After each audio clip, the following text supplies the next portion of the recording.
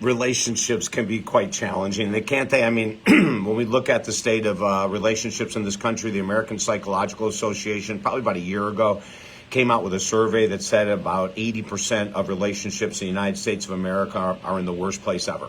And this story I'm going to tell you from a client is one of those examples. David Essel here, 45 years as a counselor, #1 best-selling author, and so much more. So I'm working with this gentleman, and he's in a relationship, and he's all excited. They had been texting back and forth for several months and on the phone for several months, and he really felt that he had found the love of his life and everything else. And then one time before they were going to actually meet each other, she said, hey, there's a couple really important things, that I want you to know that are crucial to me and to be in a relationship with me. And he was very open-minded. He said, sure. And she went and said several things that were pretty common, about being exclusive and all that stuff. He said, not a problem at all. I don't mess around, and I don't cheat, and I don't do anything else. And she said, and also, and this is when he came in shaking his head saying, what the hell do I do with this?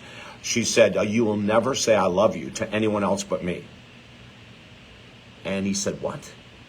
And she said, that's the only way this is going to work.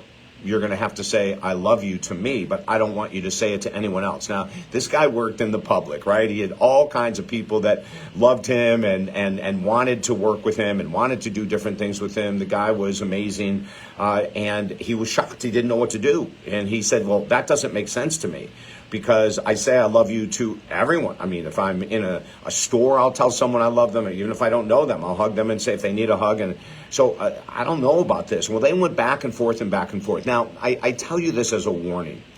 That's an outrageously powerful example of extremely low self-esteem coming from, and self-confidence coming from the person that says you will only say I love you to me.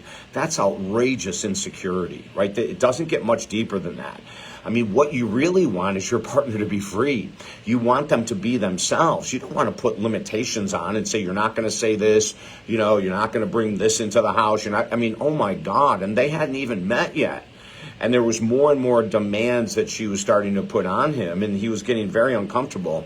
And of course, he pushed back and said, listen, I'm going to say I love you to whatever. But I'm going to stop right here because the relationship imploded and exploded. Oh my God, it went crazy nuts all over the place.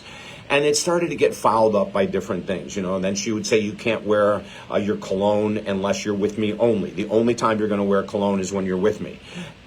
Oh my gosh. I mean, the list goes on, and it's all emotional control. But what's really bad about this is that this is emotional abuse. This is domestic abuse. And a lot of people don't know that, When someone is telling you that you can only wear cologne with me, that you can only say I love you to me, that's domestic relationship, emotional abuse.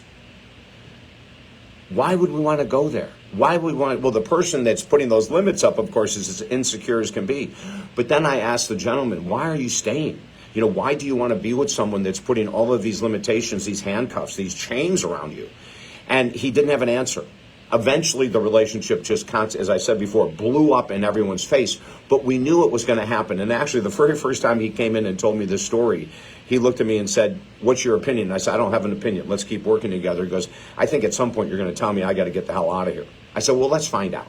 And of course, at some point, we had to get the hell out of there, right? If you need help, if you feel handcuffed, I just helped a wonderful woman escape from a boyfriend. I just helped, we set a plan up, and we helped her escape when he wasn't around because he was outrageously controlling. If you're in this type of relationship, reach out to me. We've been doing this work for 45 years. I have incredible compassion for every side of the story. And why this woman did this to my client? Well, she was probably neglected, abused as a child. She was probably overly controlled by her parents as a child. That is usually what happens when you become this controlling as an adult, telling people you can only say I love you, because her insecurity was born in childhood.